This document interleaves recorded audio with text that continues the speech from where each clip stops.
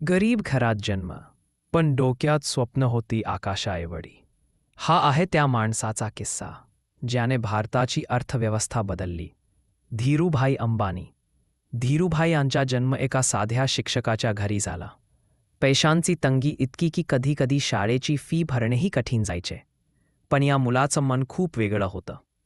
तरुणपणी ते यमनला गेले आणि पेट्रोल पंपावर नोकरी केली.